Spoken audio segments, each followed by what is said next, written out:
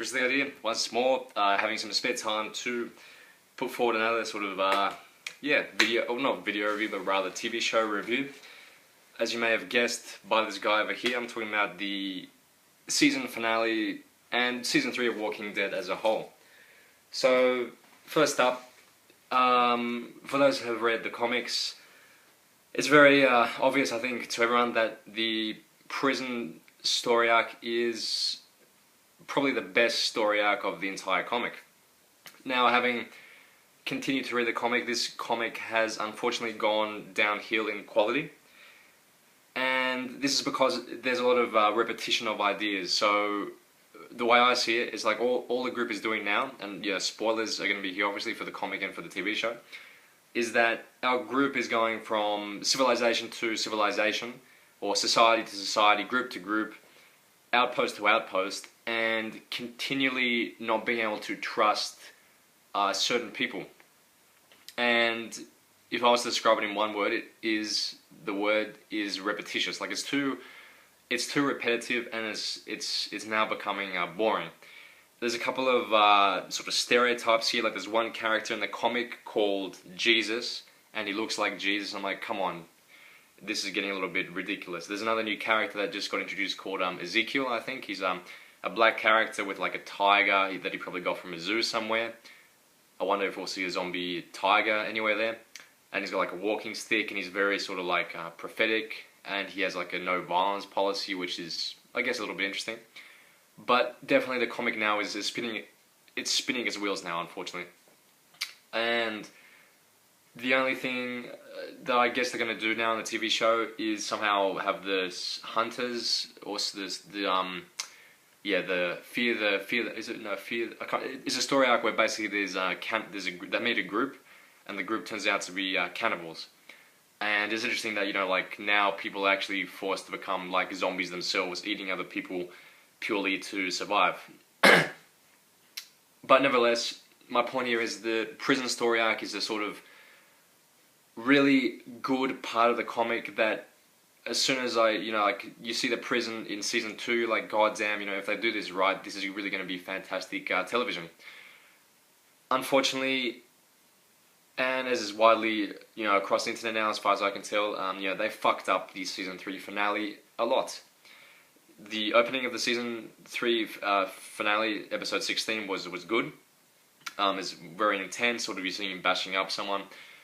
Unfortunately, once again, you've got censorship or AMC rules in the way that you can't show blood, this and that and the other. So that, like, if you read the comics of the prison story arc, and you see like what you don't really see the violence that's inflicted upon people. Like you see it behind closed doors, which makes me think, why couldn't they sort of like show a scene where like a door is closed, and as the door is closed, you sort of like you hear like screams and like moans and voice, and like just massive like sound of like terror that the governor could be inflicting. And instead, what we get in season 3 is really just a sort of like a attempted rape scene with Maggie, and sort of a little bit of bashing of this Milton character, which we don't really care about, and a little bit of sort of like aftermath of what's happened to Andrea with like very little blood. The scene with Glenn, how Glenn got beat up, that is sort of more of the blood. Like you have to be violent in this to get the emotional impact of the comic. You have to be violent. Like I said, in the in the comics, Michonne comes back and takes revenge on the governor by like chopping off his arm, like pulling out his fingernails, like stapling his penis to like the floorboards, like gouging out his eye, like raping his anus, like all this crazy stuff, right? And it's very hard to get that. If you read the comic, like it's always going to be watered down in this television show, because quite simply, like on normal American television, you can't get away with stuff like this. If this was on HBO, well, I can only imagine what would be portrayed here, and that's why I guess TV shows like Game of Thrones are so good, because they can afford to show more of that stuff. That's another topic though, Game of Thrones. But yeah, basically, I haven't read that many comics, but when I was reading this Walking Dead comic, I was like, wow, this is really crazy, and I haven't really seen that much violence to another person in like a comic before, so it really did shock me. So I was always wondering how they were going to get away with it in the TV show. And like I said, they could have shown like a closed door, sort of like a little bit of a like not a little bit, but quite a lot of like moaning and noise and like violence that is suggested behind a closed door to have that same impact of the comic. And I don't understand why they did that. So basically, how can I summarize this? Okay, so the first half of season 3 of The Walking Dead television show was excellent. Like, it was a breakneck pace. You see Rick go crazy, which is the theme of the comic. You see a lot of violence, you see a lot of zombie kills. That was fantastic. The character of Michonne, unfortunately, they stuffed it up. Why? Well, there's only so many times you can put in the 1,000-yard stare without it becoming boring. And that makes the character development very difficult, because when people don't say stuff, you only get like a very diluted, small trickle of the characterization, and that is what, okay, they're quiet, they're reserved, something must have happened to them, to her, these characters, or whatever. But unless the character starts talking, then you're not going to understand much about the character's motivations, you don't get to know the character. And then all of a sudden, in these final couple of episodes, boom, like Michonne has got a voice, and she's talking, like, Roger Ramjet. Like, it's just ridiculous. So there wasn't sort of like an explanation as to why all of a sudden she starts to talk more and more and more. She needed to start talking a little bit more earlier, and instead you don't get these, rightful jokes only to, like, when is Michonne going to talk? Why is she staring all the damn time? Like, there needed to be more sort of fleshing out of a character. So obviously Andrea dies in the television show. I agree with everyone else on the internet. Like, she did deserve to die. Why? Because she's an idiot. Like, she could have killed the governor, even though she said I just didn't want anyone else to die. Give me a break, man. Like, the governor is a crazy motherfucker. He should have been killed, like, basically after she had sex with him. She didn't do that, so she did deserve to die, in my opinion. What else? In the comic, the Andrea there was very much more interesting. I think in the comic, if I recall correctly, it's either Andrea or another character. Like, she becomes lonely. I think she catches Tyrese, which is the black character, cheating on her or whatever, and then she ends up saying, to a zombie girl or whatever, like, oh, at least you love me, or something like that. She's like a little bit delusional. She hugs like a teenage girl zombie or something, and then she's like, oh, I always knew you loved me. And then boom, like, the zombie bites into her neck, and the comic ends right there. And like the first 50, 60 issues of the comic, they do a real good job of sort of like ending on these cliffhangers, which are really shocking and make you want to continue reading. And I just could not stop reading. But now, like Kirkman says, he's got like another 100 issues in his head already. I really can't see where he can go unless he thinks of something different, because we get it. Like, you can't trust anyone in the society. The best part of the comic is, when Rick goes crazy and he's like, you think they're the Walking Dead? We're the Walking Dead. So basically, people have become just as bad, if not worse, than the zombies. It's affecting everyone's humanity. It's a very morally ambiguous world as to when should you kill, when should you not kill, who can you trust, who can't you trust, when it's okay to kill someone.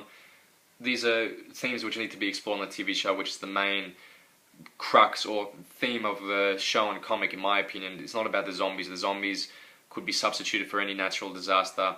The main focus is on about people's humanity and how it gets slowly torn apart over time given these extreme circumstances. Nevertheless, in the season finale, so the first half of the season was great. Then after that, it seemed like these episodes were too padded. You have the I can't remember the guy's name, the black character Morgan, I think. I really expected Morgan to come back in this finale. And playing with audience's expectations is okay only in certain circumstances. So yeah, if you open a door and you expect a zombie to come out and the zombie doesn't come out, that's an example of playing with audience's expectations in a good way, in that it's like shock in that you didn't get shocked that time. So every time a door is open, you think a zombie's going to come out, and a zombie doesn't come out, that is playing with audience's expectations. It keeps you on your toes. That's good. But come on, man, like, the lead up to a war, and this is agreeing with everyone else that has been on Reddit and forums and whatever sort of outlets of fandom you can find, is that you can't like hype up this war. Showing the preview for episode 16, like, this guy firing a rocket launcher on the prison. I'm like, wow, crap's gonna go down. You know, these worst episodes are sort of gonna be forgiven because this is gonna be a full-out war. It's gonna be fantastic. It's gonna be incredible. It's gonna be shocking. I'm especially angry at like the Facebook page of The Walking Dead, how they said like 26 people will die in the finale. Yeah, the governor went crazy and like shot up his whole army, which is ridiculous. Okay, like I agree, like it's okay that they show like a camera shot where he's like going crazy, he's angry, he shoots everyone. But everyone's right, like those two guys, the black guy and the Martinez guy, they can't. There's no justification as to why they would not have killed the governor right then and there. And there's like a couple of jokes on Reddit like where it's like, oh gee, what should we do? This person's killing everyone. Gee, I don't know. I sure wish I had a gun pointed at the back of this guy so I could kill him. And then they go in the car with the ute with the governor and just drive away. There's a main panel in the comic where the governor comes back, having sort of like being like with half an arm, like with his patch and all that, and he's there with a tank, and he comes back to the prison like a second time, and he points directly at the comics, at the viewer, he's like his face on, he's like, kill them all. And like, you got the star sort of speech bubble to emphasize, like he's shouting, it's like a dark moment, he's like ready to kill everyone. I'm like, wow, man, like, I really was disappointed. Like, I was expecting how awesome would this be for fans of the comic and the TV show? Like, the prison opening sequence the opening sequence of this was pretty good. It was pretty cerebral with Milton and stuff, and the line, you either kill or you die and you kill. Great line, whatever, but still the season finale was crap.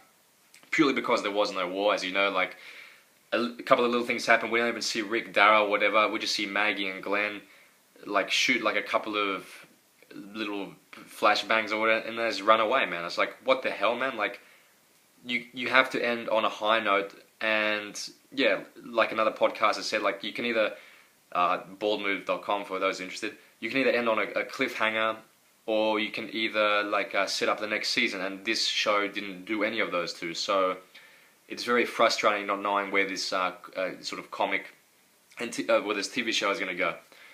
And if I remember correctly, in the comic, the governor sort of he gets sort of defeated, and then he comes back, with that tank. But that's after Michonne sort of tortures him, so it's a little bit different in this scenario. But now, like, given that crappy war, I guess they could still do it, but nevertheless there should be more of a fight in this scenario. So I'm guessing what's going to happen is, he's gonna fade into the background a little bit. We're going to get some sort of, I have no idea how they're going to fill this space, but a little bit of time is going to pass, and then all of a sudden he's going to come back to the prison, and he's going to be like, you'll get that kill them all scene or whatever, like he'll come back with the tanks.